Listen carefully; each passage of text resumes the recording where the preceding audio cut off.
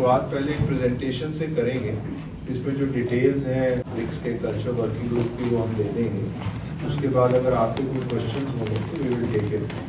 Basically इस बार की प्रेसिडेंसी भारत की है ब्रिक्स की, और जो डिफरेंट ग्रुप्स हैं उसमें कल्चर भी एक मेजर ट्रैक है, जिसके ऊपर जो ब्रिक्स मेंबर्स हैं वो डिस्कशन करेंगे, और इस ट्रैक के ऊपर जो जॉइंट कम्युनिके है वो डिसाइड होगा। तो इसमें जो नेक्स्ट मीटिंग है वो वाराणसी में है, जिसमें जो डिप्यूटीज हैं they will gather and there will be a conference. We will just give a brief on the overall BRICS culture working group and then we will take questions. It says more presentation, friends from media, please have a look, and I'll just take you along what is happening. So as you know that India has assumed BRICS presidency for 2026, and एक उसका virtual meeting हमने कर लिया है और second meeting Varanasi में है। तो उसके प्री इसके लिए हम लोगों ने ये रखा हुआ है press conference. So as you will see that cooperation across BRICS tracks, as you know, there are 30 tracks altogether, different subjects पे, and out of which there are 21 ministerial level. That means कि उस subject के उस ministry के ministers यहाँ पे आएंगे, sign करेंगे, अडॉप्ट करेंगे जॉइंट स्टेटमेंट को। तो उसमें से some of the tracks as you can see foreign affairs है, फाइनेंस है, trade, health, education, science, technology, culture etcetera, अलग अलग अपने अपने मिनिस्ट्री में अपने अपने लोग कर रहे हैं। किसी ने 2 मीटिंग, किसी ने 4 मीटिंग, किसी ने 6 मीटिंग, किसी ने 9 मीटिंग भी रखे हैं अपने अपने ट्रैक के हिसाब से, डिपेंडिंग ऑन सब्जेक्ट कितना ले रखा है। सो कल्चर में हम लोगों ने 4 मीटिंग रखा हुआ है। तो उसके पहले जस्ट एक ब्रीफली आप सबको जानते ही हैं ब्रिक्स क्या है, और पहले 4 कंट्रीज थी, फिर बाद में साउथ अफ्रीका जुड़ गई उसमें साथ में। उसके बाद फिर धीरे धीरे 2015 में ये डिसाइड हुआ कि BRICS would also have a cultural track, कि कल्चर में एक इम्पोर्टेंट फील्ड है। It's as you know it's a culture unites us all, it's uniting factor.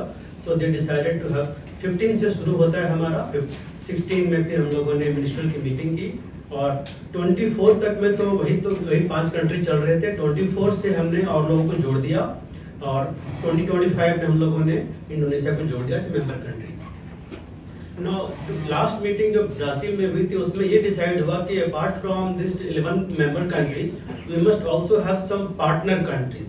So as you can see 10 partner countries और जुड़ गए उसमें, names are there for you to सी।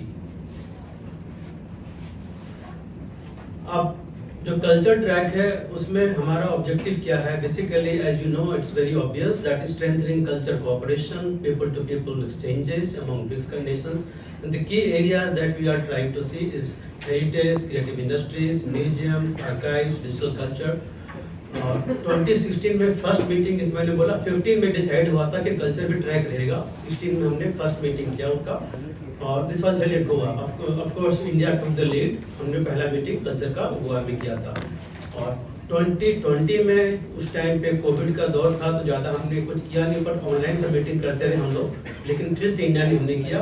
और उसके बाद से अब तक में 10 कल्चर ट्रैक की मीटिंग हो चुकी है। As you can see India had an opportunity to host 2016, 2021 and 2026, जिसका जो फाइनल मीटिंग जो होगा हमारा दैट इज भोपाल, जहाँ पे के सारे कल्चर मिनिस्टर्स आएंगे वहाँ पे। और 2020 से अभी जो हमारा जो 4 ऑफिशियल मीटिंग्स हमारे होने उसमें से एक हो गया जो कि वर्चुअल था। तो पहले वाले मीटिंग में हमें डिसाइड करना था किस सब्जेक्ट पे हम लोग डिस्कशन करेंगे आगे 3 मीटिंग में, तो वो हमने मीटिंग वर्चुअली 29-30 को कर लिया। इसके बाद अभी जो हम लोग करना है that is next meeting is suppose to direct Varanasi, जो हम जिसके लिए हम लोग यहाँ पे बैठे हैं यहाँ पे। And India will host BRICS culture festival along with the meeting. हम लोग ये भी डिसाइड किए हैं कि भोपाल में जब पहुँचेंगे फाइनल मीटिंग के लिए तो वहाँ पे ब्रिक्स कल्चर फेस्टिवल करेंगे, उसका डिटेलिंग हम बाद में बता देंगे आपको।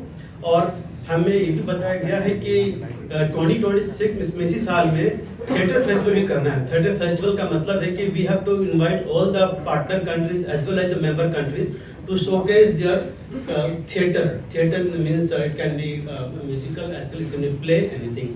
So the 3 priority areas that we have been decided to be discussed in this whole culture track meeting is the creative economy and copyright, and in the age of AI, this is a very hot subject these days. And then number 2 is heritage protection, return of cultural properties.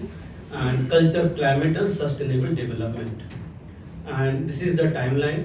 First we already had virtual, second is coming next, that is Varanasi. 4 और 5 को हम जाने वाले हैं, वहाँ पे शुरू करेंगे. और 5-6 अगस्त को जो हमारा होने वाला है, that will be technical meeting of the officers level पे होंगे. और 7-6 को सारे मंत्री आएंगे अलग अलग कंट्रीज के. 7 को it will be the final adoption and signature जो भी करेंगे वहाँ पे, that will the final meeting. और 7 और 8 अगस्त along the side of the meeting हम लोगों ने कल्चर फेस्टिवल रखा है वहाँ पे. और 14 से एज ए टोल्ड 14 और 12 से 14 हम लोगों ने ब्रिक्स थिएटर फेस्टिवल दिल्ली में रखा हुआ है. सो फार टेंटेटिव है, dates will be finalise depending upon the availability of auditorium et cetera. So this is the snapshot of जिसमें आप देख रहे हैं कि मिनिस्टर ऑफ कल्चर ने ये किया हुआ है, चेयर किया हुआ है, सर ने चेयर किया हुआ है. ये सारे अलग अलग कंट्रीज पार्टिसिपेंट थे हमारे यहाँ पे. एंड जो हम लोग वाराणसी में जाएंगे, हम लोग बेसिकली हमारा जो फॉर्मेट है इस तरीके से है कि हम लोग 5 अलग अलग टॉपिक्स को डिस्कशन करेंगे. उसके बारे में जो कुछ भी आउटकम निकलेगा, based on that outcome document we will make a zero draft. उस ड्राफ्ट को और फाइनलाइज करते हुए it will take it to Bhopal. Bhopal में फाइनलाइज करने के लिए दिल बी जॉइंट स्टेटमेंट जो हम लोग करने जा रहे हैं. Thank you. Thank you so much, Arvind. Basically, the topics in the BRICS cultural track are very contemporary topics which are relevant for all the economies. Since BRICS is also an economic forum, so lots of economic fallout out of the culture and creative activities, and also the impact of AI, both positive and negative. That will be discussed, and then a joint communique will be adopted after the discussions. So as Arvind has said that there will be a discussion in Varanasi, and then a draft paper, a zero draft will be taken for the ministerial approval in August, which will happen in Bhopal. And once the culture track completes its deliberations, then the para on culture will become part of the joint communique of the heads of countries from all the member nations. There is also a proposal to have all the partner countries invited to Bhopal so that their cultural troops can participate, and also the partner countries and the BRICS members will be invited for participation in the theatre festival that we will be holding in October in association with National School of Drama. So this is the overall program. So if there are any questions, we'll be very happy to take them. Patriation of stolen properties is one of the discussion points. India has been asserting that this should become part of the international engagement on culture, and lots of countries have responded to India's call. So this is also one of the topics on which there will be further deliberations, because the definition of a property which is outside the country, whether it is stolen or it is taken away by so-called legal means, but still it's a national asset. So those discussions will happen in the meeting. Will there be collaborations between artists of different BRICS countries, like on a grand scale? So that is the event that is planned is the theatre festival. So we will be inviting troops from all the BRICS countries and the partner countries to send their artists for participation. So any popular games? So this is something that is still in the plans. जो एक slide खोलिए. Last second 5 panel discussions हैं. अगर आप पहली वाला discussion देखें तो creative economy and people to people cooperation. So 2 issues relevant हैं. एक तो ये है कि जो कल्चर का इकोनॉमी में योगदान है, जैसे आपने देखा होगा कि कई इकोनॉमीज में कल्चर की जो इम्पोर्टेंस है वो बहुत हाई हो गई है. कई जगह पे 5%, 6%, 7% of GDP is through the culture. So कितना इकोनॉमी में कल्चर का हिस्सा हो सकता है, और कैसे ब्रिक्स कंट्रीज और जो पीपल टू पीपल कोऑपरेशन है उसके माध्यम से हम क्रिएटिव इंडस्ट्री को आगे बढ़ा सकते हैं. ये एक डिस्कशन पॉइंट होगा जिसमें इंडिया के बहुत रेलिवेंट इश्यूज हैं. दूसरा है कि जो क्रिएटिविटी है उसका जो इंटेलेक्चुअल प्रॉपर्टी राइट है वो प्रोटेक्टेड रहे, और AI के आने से जो उस पर नेगेटिव इम्पैक्ट है वो ना हो, या AI का उपयोग पॉजिटिव कैसे हो सकता है, इस पर डिस्कशन होगा. जो भारत के अनुभव है वो हम शेयर करेंगे, केस स्टडीज़ प्रेजेंट करेंगे. उसी तरह जो बाकी मेंबर्स हैं वो भी अपनी केस स्टडीज़ और अपने अनुभव शेयर करेंगे. फिर एक जॉइंट स्ट्रैटेजी जो कम्युनिके में आएगी फिर cultural heritage protection and return of cultural property, जैसे पहले बात हुई। एक है कि हम अपने देश में जो हमारी कल्चरल हेरिटेज है उसको प्रोटेक्ट करें। दूसरा, ये सारी इकॉनमीज ऐसी हैं जहाँ पे किसी ना किसी समय पे कोई ना कोई एक्सटर्नल इन्फ्लुएंस रहा है। लाइक साउथ अफ्रीका पे यूके की वो कॉलोनी थी, भारत पे वेस्ट का असर रहा, तो हमारी जो कल्चरल प्रॉपर्टीज़ बाहर चली गई हैं उनको हम वापस लाने के बारे में चर्चा करेंगे। फिर दूसरा इम्पॉर्टेंट आस्पेक्ट है कि जो शेयर्ड हेरिटेज है, हमने 2 प्रोजेक्ट भारत में शुरू किए हैं। एक प्रोजेक्ट मौसम है और एक प्रोजेक्ट बेहतर भारत है।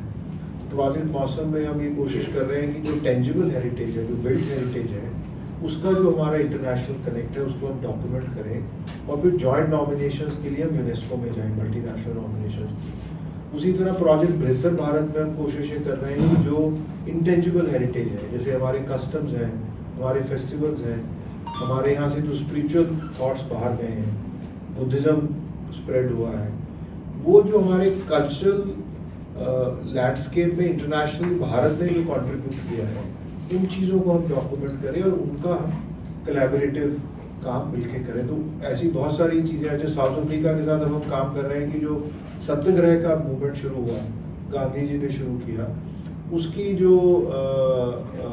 जो संस्थाएं हैं वो साउथ अफ्रीका में भी हैं और भारत में भी हैं। तो क्या हम मिलके उनको यूनेस्को में एज मल्टीनेशनल नॉमिनेशन ले जा सकते हैं कि नहीं? तो ये approaches to safeguarding shared heritage में बहुत सारे ऐसे टॉपिक्स डिस्कस होंगे।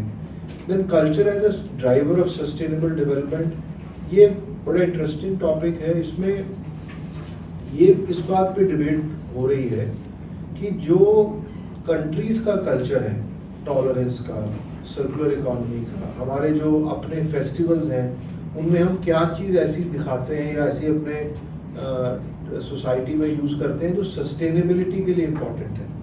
जैसे छठ महापर्व में हम नदी, पानी, सन, हम नेचर को सेलिब्रेट करते हैं।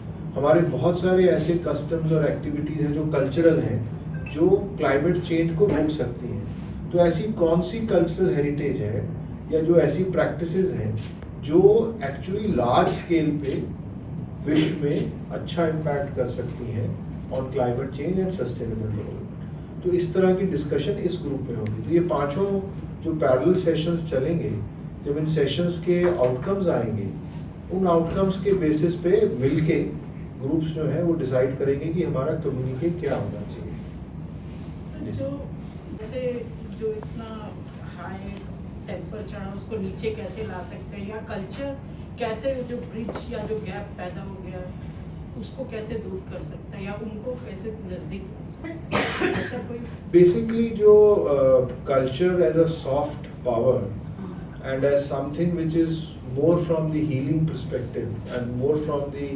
perspective of the good aspects of a society है, उसके ऊपर चर्चा ज़रूर होगी। पर जैसा आप जानते हैं कि जो वॉरिंग नेशंस हैं वो मेंबर्स नहीं हैं। मतलब ऐसा नहीं है कि ईरान और यूएसए दोनों यहाँ पे आएंगे या इजराइल भी आएगा। तो ईरान होगा बट यूएसए और इजराइल नहीं होगा, रशिया होगा बट यूक्रेन नहीं होगा। तो इसलिए संभावना ये नहीं है कि बहुत हॉट डिबेट होगी। बट हाँ, जो आपने कहा वो सही है। जो इन कंट्रीज़ का अपना पर्सपेक्टिव है, इनके डेलीगेट्स का पर्सपेक्टिव है, वो आएगा। और ब्रिक्स में सबसे अच्छी बात है कि जो ब्रिक्स की मेंबरशिप है वो लाइक माइंडेड कंट्रीज़ की है और ऐसी इकॉनमीज़ की है जो इंटरडिपेंडेंट है और जो साथ में तरक्की करने के लिए या साथ में काम करने के लिए जिन्होंने आपस में काम करने के बारे में सोचा है। नहीं, जो वो ब्रिक्स वो मेंबर्स नहीं है, वो पार्टनर कंट्रीज हैं। पार्टनर तो वो जो कम्युनिके होगा उस पर उनका से नहीं होगा, क्योंकि कम्युनिके तो सिर्फ मेंबर कंट्रीज का होगा जो 11 है। जो पार्टनर कंट्रीज हैं वो कल्चरल इवेंट्स में पार्टिसिपेट, कल्चरल इवेंट, बट वो क्या ऑब्जर्वर स्टेटस रहता है। तो वो जो डिबेट्स और डिस्कशंस होती हैं उनमें बैठ के सुन सकते हैं। Even Thailand also. हाँ, बट वो वोट या वो अपनी उनकी बात अपनी कह भी सकते हैं, सुन भी सकते हैं, बट उनकी वोट काउंट नहीं करती। अच्छा। Having other working group meeting also. So are you expecting to flesh out the formal agreement, or will it be? So the success of the chair is to have a joint communique. So we will do our best. We will strive that we come on a common agenda and a common ground to bring out a joint communique. But it will depend upon how we proceed in the discussions and how much consensus we can build amongst all the members. But we will strive to have a joint committee. And so for the final cultural ministers meeting, that's happening in Jaipur, sir, In Bhopal. Bhopal. It's from 5th to 8th of August in Bhopal. In meeting we set out the agenda for the next 2 rounds, and generally there was a consensus on the agenda. We'd also given an opportunity to all the members to send any comments in writing if they wanted to do. So there were some comments received, like there was a focus on the responsible use of AI. There was a focus on looking at the aspects which need to be taken care of for protecting intellectual property rights for creative industry, and making sure that AI doesn't infringe on that. So there were some suggestions that came in. So all those suggestions have been built into the sessions that have now been planned in Varanasi. So this is the agenda for the Varanasi conference is a consensus agenda. And also in UNESCO, one of the UNESCO meetings a few days ago, the ambassador Vishal, he said that all these properties that have been taken away during colonial times but are not counted under the protected legal law because these were taken away during colonial times, they should also be counted and they should also be repatriated. So because most of the countries are countries that have been colonized in the past, is there any discussion that we're having specifically on, perhaps trying to bring this under the definition? Because of course the colonizers will disagree to it, countries like UK, US will disagree to it. So I think it's a matter of building an international consensus which UNESCO does. UNESCO has, in its own convention, they have defined what is a stolen property, and they also have a museum of vanished objects which UNESCO runs, where they host those properties or those assets or objects which are supposed to have been taken away from one country, especially the stolen ones. But this is a larger debate whether assets which were in that era or in that time legally taken away as per the law at that time, whether there is a case for returning those assets. So some consensus has been built all over the world, like the human remains are being sent back, and even the Western countries are doing that.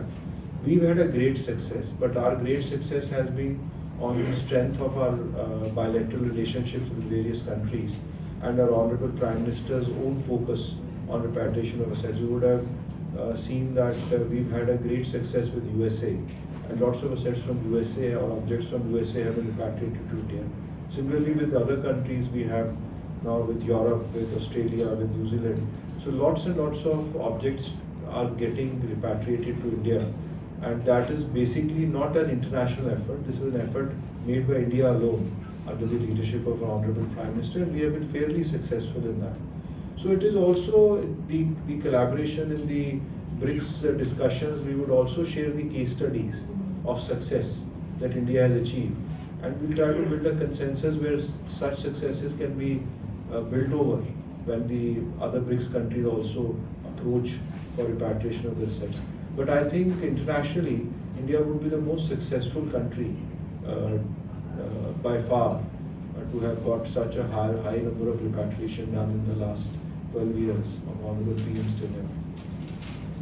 Sir ये जो meeting Varanasi में होने वाली है, इसमें जो Indian sessions होंगे, इनमें इंडिया की ओर से कौन कौन रिप्रेजेंट कर रहा है? इंडिया की तरफ से जो ग्रुप है उसमें एडिशनल सेक्रेटरी अमिता और जॉइंट सेक्रेटरी अरविंद कुमार हैं, और जो हमारे नॉलेज पार्टनर हैं वो Indira Gandhi national centre for arts हैं, तो जोशी जी, डॉक्टर गौर और इनकी टीम वहाँ पे रहेगी to coordinate. Then experts are coming from on various fields जो उस टॉपिक पे बोलेंगे, जो कॉन्टेक्स्ट सेटिंग करेंगे. और जो सेशन चेयर है, कुछ सेशंस को मैं चेयर करूँगा, मॉडरेट करूँगा, कुछ सेशंस को बाकी जो हमारे सीनियर ऑफिसर हैं वो मॉडरेट करेंगे. जो हर सेशन है उसमें जो मॉडरेटर है वो न्यूट्रल रहेगा, बट जो इंडिया का रिप्रेजेंटेशन है वो इंडिया की टीम सेपरेटली हर सेशन में करेगी. तो हम अपनी वॉइस एज इंडिया भी रेज करेंगे और जो हमें मॉडरेशन और कंसेंसस बिल्डिंग का काम करना है वो भी हम करेंगे। उसका कॉन्फर्मेशन अभी आना है। वाराणसी में ऑलमोस्ट सभी डेलीगेशंस पार्टिसिपेट कर रहे हैं और अगर बाई चांस उनके होम कंट्री से उनके लोग कम आ पाते हैं तो नॉर्मली उनकी एम्बेसी से लोग आ जाते हैं। तो every country will be represented in the Varanasi meeting and hopefully we will have almost all ministers for the August meeting. The invites will go to all ministers. So they are yet to be sent, sir, or they have been already sent? No, the invites would have gone, but the confirmations will come closer to the अभी 2 महीने हैं। BRICS countries में stolen properties हो सकती है, क्योंकि अगर चोरी होती है तो वो कहीं भी जा सकती है। अगर वो ट्रैक होती है तो फिर म्यूचुअल लीगल असिस्टेंस के रूप से हम उनको वापस लेते हैं। बट कॉलोनियल जो लेगेसी है वो तो किसी भी कंट्रीज के साथ हमारी नहीं है, तो वो इशू नहीं है। बट हाँ, कुछ स्टोलन प्रॉपर्टीज हो सकती हैं कि जो इंडिया से गई हो और वो अभी ट्रैक नहीं हो। अगर ट्रैक होंगी तो then we can take them, और उसका लीगल प्रोसेस है एस्टैब्लिश्ड।